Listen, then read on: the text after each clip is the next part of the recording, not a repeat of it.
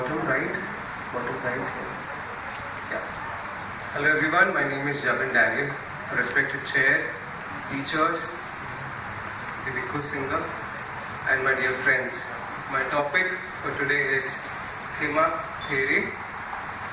I would like to introduce the topic by quoting the lines from Khema Theri Gatha.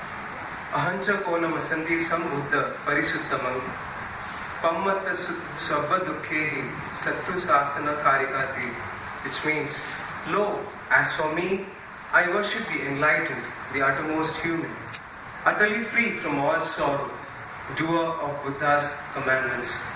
These are the words spoken by the wise Khema Theri when Mara, the evil one, tried to tempt her with her sensuous ideas.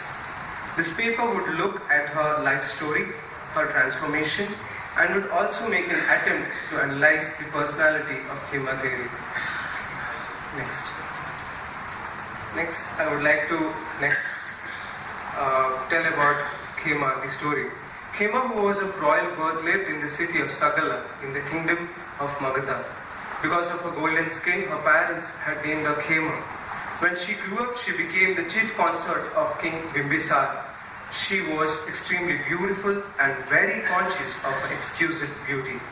As such, she did not want to see the beauty. She did not want to see the Buddha or hear the Dhamma, as the Buddha had made it quite clear that external beauty was impermanent and of no value to enlightenment. Next, King Bimbisara, who was a devoted follower of the Buddha, wanted his queen to listen to the Buddha's teachings. He thought of a plan to entice her to visit the monastery in which the Buddha was residing. Next. So what happened is, King Bimbisara had his musicians describe in this song the natural beauty of the grove in which the Buddha was residing. Khema, who was extremely fond of beauty, listened enraptured to their description of beautiful flowers and trees that surrounded the Buddha. Wanting to experience the beauty of the grove, Khema decided to visit the monastery. The Buddha was giving a discourse to a large gathering when he saw Khema in the distance, approaching the monastery. With his psychic powers, he created a vision of an exquisitely beautiful maiden by his side. Khema, enchanted by the beauty of the grove and its scented flowers, walked closer and closer to the gathering until her attention was drawn to the beautiful maiden, and she was very captivated by the maiden, whose beauty surpassed her own. The Buddha then, Khema saw the maiden's beautiful skin. The Buddha then made the beautiful maiden age slowly before her eyes. Khema saw the maiden's beautiful skin wrinkle, her hair change to grey, and her body age. She then saw the body collapse with age and pass away, leaving behind just a corpse, which in turn changed to a heap of bones. Understanding that all conditioned phenomena were impermanent, Khema realized that the same would happen to her. How could she retain her beauty when this exquisite vision aged and decomposed before her very eyes? Khema was ready to listen to Buddha, who then dispensed to her the dangers of lust and sense pleasures and requested her to give up sense pleasures which were transient. Directing her spiritually advanced mind to the teachings, Khema attained arhatship. She then received permission from King Bimbisara to enter the noble order of nuns.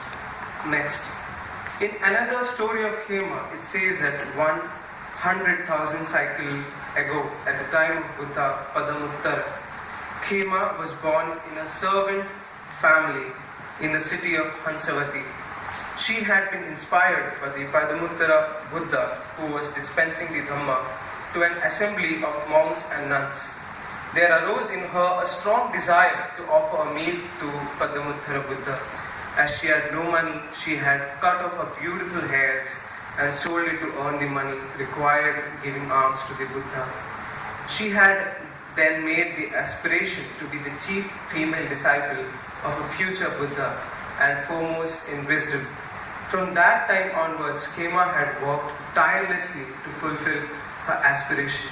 Next.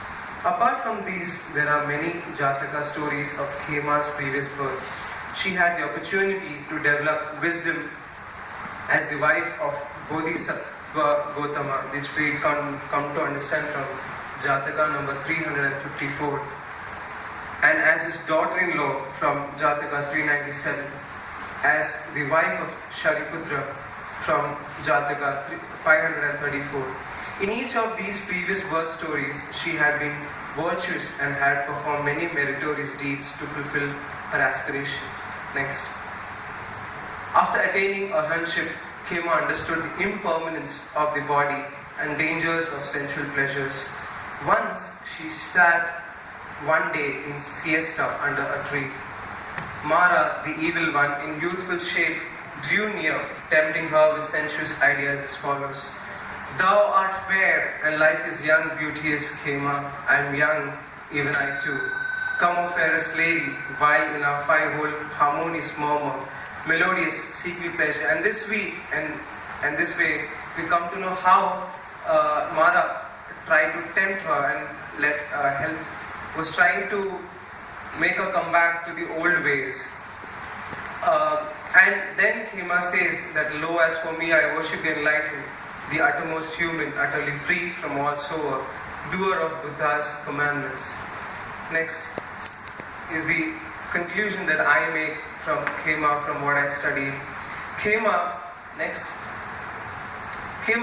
who was the first female chief disciple of Buddha, ranked foremost in wisdom and insight. She was respected by all for her wisdom and ability to explain the higher teachings. Khema, with her sharp mind, wisdom and analytical skills, helped the Buddha in teaching the Dhamma to his large congregation of nuns and in training the nuns to whom she served as a role model. Last. Also, one gets to know from Khema that only preaching is not important, but practicing it is equally important.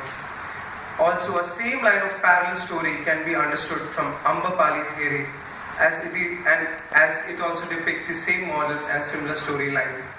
It is through Khema that we understand that in our busy schedules of looking at our own life, we tend to forget that whatever we work for are very impermanent, and it helps us to understand that we have to forget the I factor that we always boast of.